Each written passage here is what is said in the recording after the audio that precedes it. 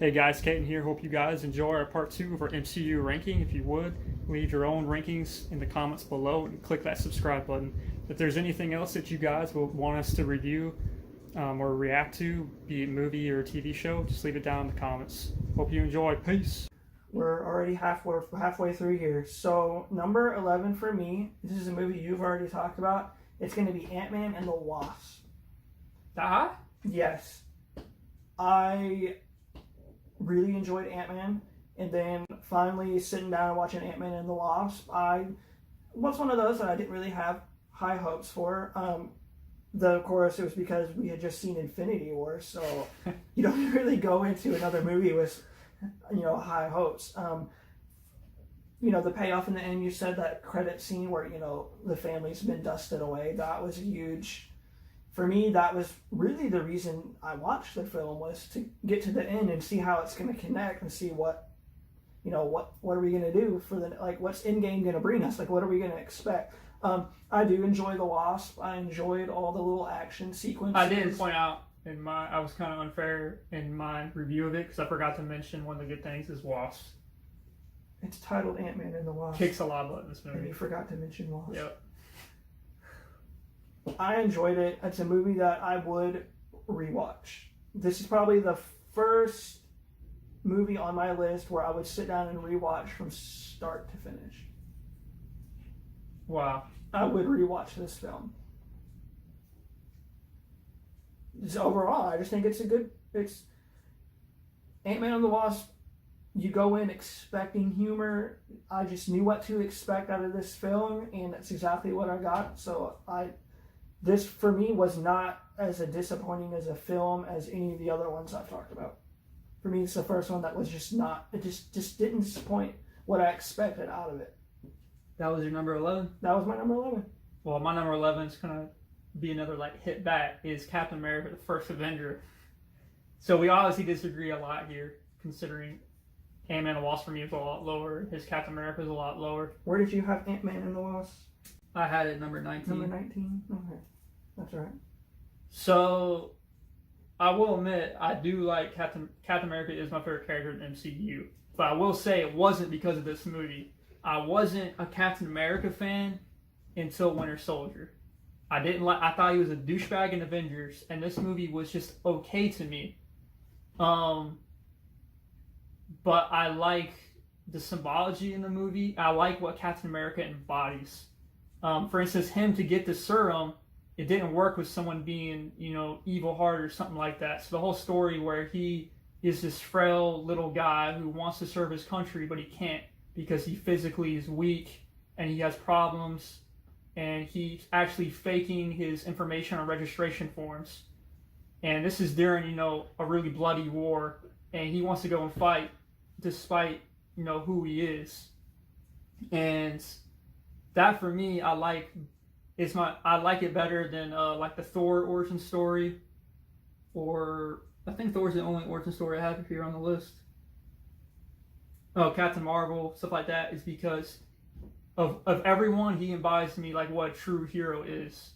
He didn't have superpowers or anything, wasn't smart. All he had was his heart and his good intentions. And of course, that scientist dude sees it, and he's like, you can do this because you're, pretty much kind of pure of heart. And that's how he gets the super soldier serum to begin with.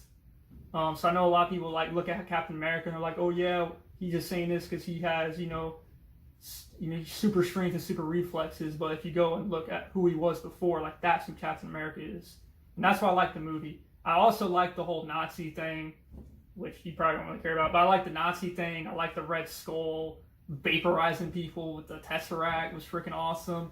And I love the actor who plays Red Skull as well. And I love finally seeing Red Skull and Captain America on screen together. I liked Peggy Carter as a side character. A lot of these movies I listed, I hate the side characters, but she's a really cool addition. And I loved her relationship with Captain America. I love that they showed the Bucky Barnes thing where it shows him getting thrown off the train, nod to the comics. Well, comics he gets, blown up with a rocket or whatever. But not to the comics, and kind of hoping that they'll do something with him later on in the series, which they do. And I love the very end when Captain America sacrificed himself for everybody, and then gets put in the ice. So this is actually the first movie on the list that kind of goes in my top tier where I genuinely enjoy this movie and don't find a lot of fault with it. The only nitpicks of this movie is his time with the commandos or whatever. They cut through that really quick, and they just show it like Peggy's watching the movie, and it just cuts through really quick, and I was kind of disappointed. But yeah, that's my number 11. That's my number 17. That brings us to our top 10. Top 10, we're getting into the cream of the crop here. Number 10, for me, it's going to be Ant-Man. Okay, mine's close. Ant-Man's not my favorite of the MCU heroes. It just says more about the films yet to come than it does Ant-Man. I think Ant-Man's a great movie. Definitely enjoyable. Definitely one, I just talked about Ant-Man and the Wasp, and it's the same for Ant-Man. I have similar thing. I enjoyed it. I knew what to expect watching it. I really enjoy Paul Rudd's portrayal of Ant-Man and what he did with the character. I think it's great, and it's a movie that I could sit down and rewatch again. I just love everything, getting really tiny. I just think it's great. My number 10 would have to be Incredible Hulk, which, if you haven't clicked off of this video, this would probably do it for you, because majority of people, you go and look at reactions on YouTube, Incredible Hulk is at least bottom 3 almost every single time. And you kind of talked about earlier, is Incredible Hulk doesn't fit the template of being funny. And that's probably why I enjoy it, because I'm more of a serious nature, and I like more dramatic storytelling, higher stakes, and I don't need to quip every 5 seconds. And that's why I love Incredible Hulk. It's more of like a thriller. He's on run from the government. Like, there's not really a lot of time to be funny. There's a lot of serious stuff going on. And I love the villain, where he's going to any length to beat the Hulk, even if it means becoming a big freaking abomination to fight him. That dude was really crazy. Not too crazy about Liv Tyler as an actress. I like her. I enjoyed her. But the main standout of this movie to me is I prefer Edward Norton's Hulk over Mark Ruffalo. Agreed. I think Edward Norton's a better actor. He fits the role of Hulk more. He sells the scientific aspect more than Mark Ruffalo does. Like, you could see Edward Norton being a scientist. I got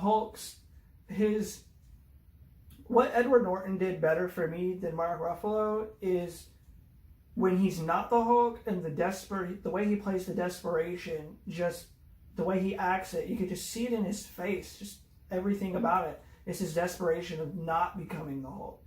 And then you get Hulk in Avengers, and he was like, "Oh, I'm always angry." Roar. Yeah. That Yeah. just doesn't work for Not me. only that, as far as how the Incredible Hulk actually looks, to me, he looks the best in this movie because he doesn't look as cartoonish. Like if you go and compare it to how he looks in Avengers, Age of Ultron, things like that, he looks much more cartoonish and kind of goofy to me. So whereas Incredible Hulk, he looks more menacing to me. And I also enjoy the last fight scene with him and Abomination across the city. Like, that was pretty stellar. To me, it had better action than Iron Man, the movie that came before it, because this time it was only the second movie in the MCU, and it had a way better action. I like the story in Iron Man better, but I think Incredible Hulk is probably the most underrated MCU film of all. And I think a lot of people, I'm kind of going on a limb here, never watched Incredible Hulk. They saw Avengers and they saw Mark Ruffalo, and they're like, "Oh, this is really funny. He's really cool," and that's their version of Hulk. Then they go back and watch The Incredible Hulk, and they're like, "This is trash." I mean, I saw Mark Ruffalo first, and then going back, I didn't expect much out of, because I was like, well, there has to be a reason why Mark Ruffalo is the Hulk now and not Edward Norton. That's before I knew the nitty gritty details. But I definitely preferred Edward Norton's portrayal of the Hulk. Same. What number are you on? We're at number 9. Top 9. It's number 9. For me, it's going to be Age of Ultron. which I'm sure a lot of people are not going to be thrilled that I have Age of Ultron above Avengers. For me, Ultron is magnificent. The way they did him, his dialogue, just everything about Ultron was great. He's one of my favorite villains. He talked about Iron Man trying to create a suit of armor around the world. He didn't want to be put in the position he was in the first Avengers, where he was going to practically sacrifice himself to get the nuke out of the city. And I think for Tony Stark, he doesn't want anybody to be put in that position. None of them he wants in that position of having to make that kind of choice. And there are things about this film that are really bad. Same thing that we said about Avengers. He said it about this movie already. The whole thing with Black Widow and the Hulk just did not tickle my fancy. And that just, I would like this movie so much better if they just took that out. They don't even have to put Black Widow with anybody. I'm perfectly fine with her being a strong, independent woman. I mean, I bet Captain Marvel don't need no man, so why should Black Widow need a man? Black Widow can't even have kids.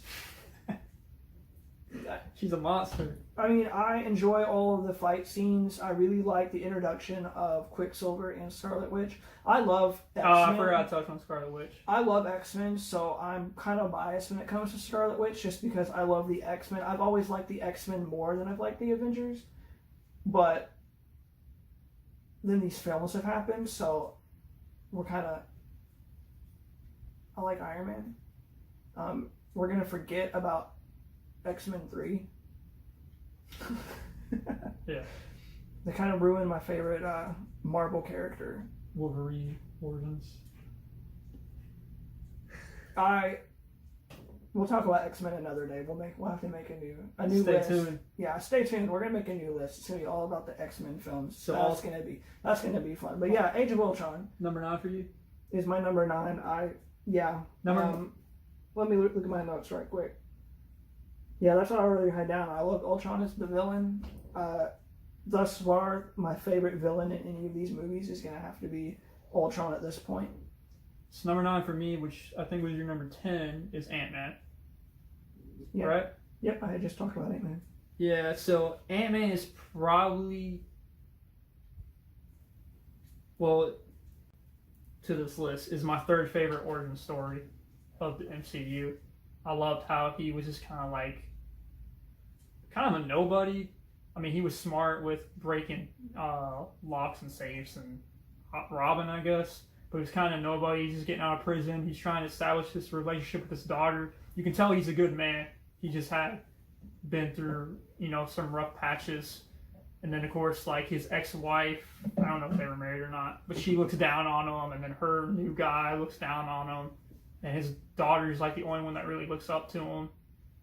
And I love how he gets in contact with Michael Douglas' character and he gets the ant suit. And it's kind of cool because you never think that a movie where someone's shrinking down would be interesting. But when he shrinks down for the first time, he's running from the water and he's at the little club where people are dancing. He's trying not to get stepped on. It was just really awesome. And Ant-Man is a good movie to have humor in. Well-placed humor because it works for his character. You don't need it in every single movie, but the humor in Ant-Man works. And also, Paul Rudd is just naturally funny. So it doesn't come off as forced and just kind of awkward. He's just a naturally funny guy and kind of runs with it. I liked Yellow Jacket. I thought he was a bad dude. I think he's an underrated villain. When he's in the bathroom talking to that dude and then he injects him with that thing and makes him a little slime and just flushes him down the toilet. That was literally horrifying when I watched it. And I was like, why is this guy not farther up on the villain list? He just flushes dude down the toilet, and then I think he washed his hands or something. And I love Paul Rudd's relationship with the Wasp, who isn't the Wasp yet. Michael Douglas' character, his daughter, pretty much anyone Paul Rudd acts with, kind of like Iron Man does. He seems to have chemistry with, which I like about the movie. And there's not really a lot of bad things I have about the movie. It's just a fun, cool origin story. And it's cool how they put some obscure character. That's a film that the humor and little quips, things like that, that's the kind of film where it works. Yeah. Avengers is not one of those films. Age of Ultron is not one of those films. Even though I like Age of Ultron better, still, it's got its flaws. So what's your number 8? Number 8. So now we're getting into some really good films. And, you know, you could probably interchange some of these. I know I could, but for me... First off, before you say your number 8, I just realized we have... Our top 8 movies are all the same. The order might be different, but I just realized... Our top 8 are the same. Our top 8 are the same. They're definitely not going to be in the same order. I made a last-minute change right before we started filming this. I had to rewrite my stuff down in a new order because I decided to switch some things around, which we'll get to that. It's going to be a little bit later. My number 8 is going to be Thor Ragnarok. Well, he doesn't have this yet. Well, that's Infinity War. But that's my Thor figure. But Thor Ragnarok. Reason being is, up to this point, the way they've written Thor has just been terrible. I mean, you had Thor, and then you had Thor Dark World, which was, for me, the worst film out of these 22 films. And Avengers and Ultron. I think did they change directors from the second one to the third one? Yes. All right, well, there you go. I don't think that guy's going to be hired back. So right there, I think we solved, the equation's been solved. The direction on this was excellent. Having, you know, Hulk in it. Thor and Hulk were not in Captain America Civil War. So seeing the two of them in this, and I really enjoyed the story. I enjoyed the villain. I just enjoyed everything about this film. I really don't have any complaint about this film other than it took way too long for this film to come about. It took too long to get Thor right. And this is the 5th movie with Thor in it. Right, and they finally... Well, I have the same argument for Captain America. It took a couple of films before Captain America really got good. And it's kind of the same for Iron Man. Like, Iron Man was great in Iron Man, and then he wasn't so... I mean, he was definitely the good things in Iron Man 2 and Iron Man 3, and he was definitely good in Avengers, but compared to the rest of these films, they look like amateurs of those other films compared to how they are in these other films, which could all be just because of who is directing the film. Obviously, with, you know, Thor Ragnarok, the direction is so much better. Just everything about Thor is so much better. The way he looks, just his acting, his dialogue, the direction. I just can't say it enough. I love the ending, and it, you know, it sets up for Infinity War. Absolutely. I'm gonna break down Thor Ragnarok when I get to it. My number 8. We're on 8, right? Yep, number 8. 8 for me is Black Panther, also known as Lion King for the MCU. I don't have a lot of negative to say about Black Panther. I actually, to be honest, I never really liked Black Panther as a character. A lot of people say, well, he's like Batman, but no, he's not. Like, don't try to compare someone to Batman. He's not. Like, yeah, I guess he has a lot of money and he makes cool stuff, but I always hated that comparison. Like, oh yeah, he's MCU's Batman. No, I'm like, nah. Tony Stark is the MCU's Bruce Wayne. Let's be for real. I'm gonna go ahead and talk about Black Panther because it's actually the next one on my list. It's my number 7. We'll tag team it. It's a great movie. I can't think of anything I don't like about this movie. The story is great. His losing his being king or whatever, and him having to fight his way back to get that from Killmonger, which I will say, up to this point, Killmonger is actually probably my favorite villain, just because a lot of what he believed in was actually kind of morally right, which made him a unique villain up to this point, where all these other villains are kind of cookie cutter, and Killmonger actually had things to him where he actually had points. And for, in the end, for the hero to actually take what the villain was wanting to do, the good aspects of what he was wanting to do, and kind of go with it, You can't really beat that. It's such a good film. I've heard complaints that people didn't like the action in this film, or they dislike the final battle between. But his Killmonger suit, and when Black he Panther. takes all the energy in, and then he just freaking releases it all. It's great. Come on. I think at some point you have to look past the actual action that's happening in the scene and look at the conversation. The whole conversation between Black Panther and Killmonger at the end when Killmonger finally pulls the thing out and dies. For me, that spoke more than any of the action could have in this film.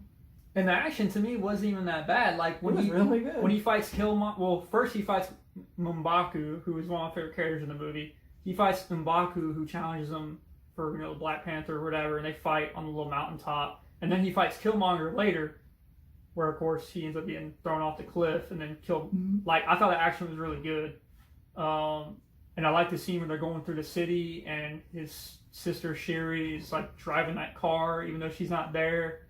That was really cool. I like all the side characters of this movie.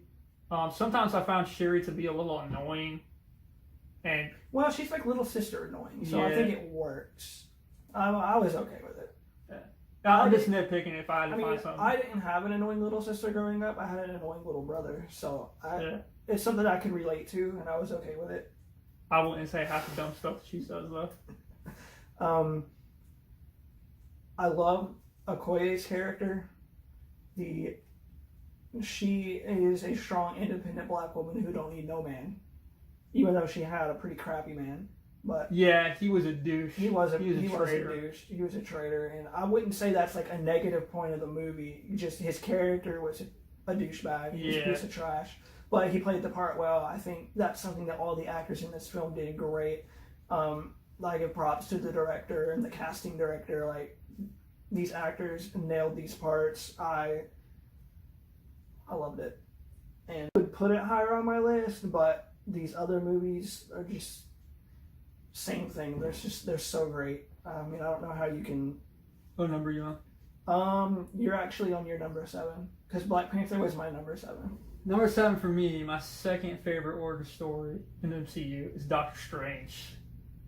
And I know a lot of people have Doctor Strange lower on their list because they're saying the villain's bland or whatever. And a lot of people are like, oh, well, the origin story fits this MCU template as kind of bland. And I don't get that from his origin story at all. To me, like, who Doctor Strange was before, I would say it closely resembles to Iron Man. So where he's just like this pretentious douchebag who thinks he's, God's gift to humanity. He's like the best doctor at what he does. He can save anybody and very arrogant and stuff like that. Like the whole scene after he has the surgery and it wasn't as successful as he thought he could do. Like that's just a perfect example. I forget her name in the film, Rachel McAdams' character, but she, I forgot. she says, nobody could have done better, and he makes the comment, I could have done better. I could have done better. His acting in this movie too is one of the best performances in MCU in my opinion. Especially the scene where he's trying desperately to fix his hands and he's in his little loft place and Rachel McAdams' character, who I don't know, she's in there trying to help him and he starts going off on her. His acting is phenomenal. Excellent. And he's talking about how he just wants someone to fix and blah blah blah. Like his acting was good, but I loved his journey from being just a douchebag doctor to being the ultimate wizard at the end. Was really good. This is the next film on my list, so I'll chime in. Yeah, his acting is great. I think what this movie does very well compared to some of these other ones is that this is the first portrayal you're getting. This is the first time you're seeing Doctor Strange. You're seeing Doctor Strange for the first time, and it's perfection right off the bat. Whereas Captain America, it took some films to finally get him right. Thor, it took some time. Hulk was great in his first film, but then he kind of got screwed up. But since Robert Downey Jr. is Tony Stark and Iron Man, now you have Doctor Strange. And I think it's great. I think his story from where he starts and to where he ends up is great. And then add the visual effects and just all Inception of that on is steroids. Yeah, Inception on steroids. I love this film. I think I wrote down in my notes, I said, I absolutely love Doctor Strange. The visual orgasm this film gives me. Visual orgasm. Yeah, the Dormammu, I have come to bargain. Yeah, the visual orgasm. The whole little ending loop, how he beats him too, is really awesome. The only nitpick thing that I don't like about the movie is I hate Caecilius. Is like a really bland character to me, but I think that's just kind of how he was. Like, I don't really think. I mean, there had to be something bad to nitpick in the film, and that would probably be the only thing for me. He wasn't the greatest, but he's definitely not the worst. Yeah, I think it's a very underrated performance. A lot of people think it's it doesn't fit their cookie cutter. Enough with the cookie cutter. Sometimes you need something different, and Doctor Strange was that different. And it's something I think we needed. It's something the MCU needed. And it's, for me, I enjoyed Doctor Strange's induction into the MCU more so than I did Black Panther. Well, Black Panther didn't have.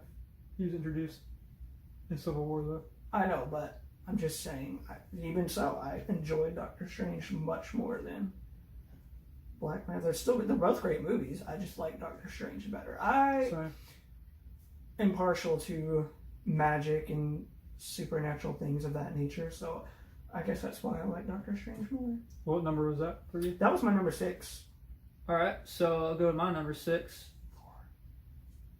The Godfather of the MCU, Iron Man 1. How is Iron Man not in your top 5?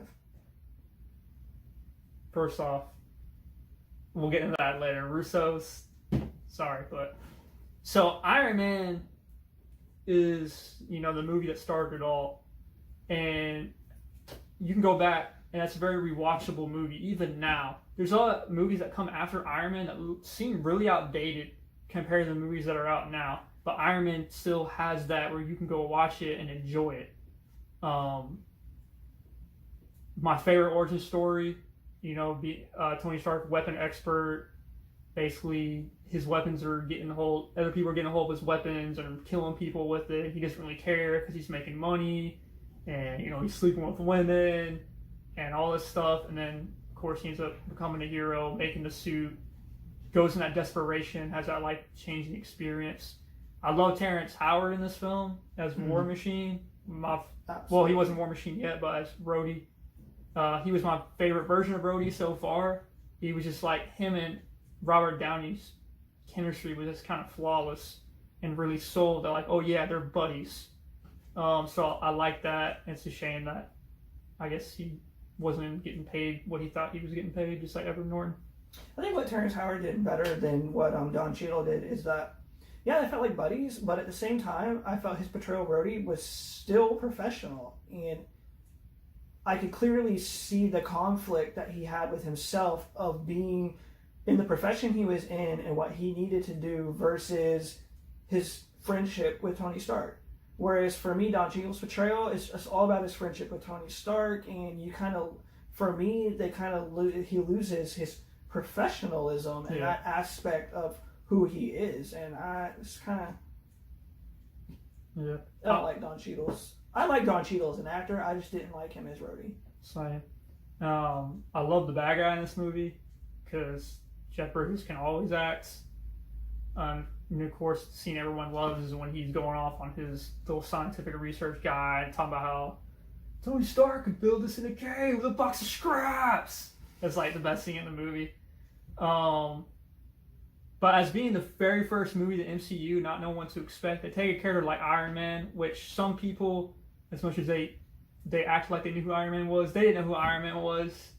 They don't read comics, and they go and it becomes this phenomenon because they connect that much to the character. Right. So I think Iron Man did a good job of bringing people who don't like comic books and comic book characters into these movies. And I think that's the thing that MCU excels at, is bringing people that you would never think would like comic book characters, and they see them on the big screen, now they like them, and they connect with them. So, and then of course the big reveal at the end when Nick Fury comes walking in, Samuel Jackson, then you know that this is a lot more than just, you know, an Iron Man movie. There's going to be a future, and I think that, you know, that's what was the foundation for the MCU. So it was also directed very well, and I don't really have a lot of bad things to say about it. So that's my number 6.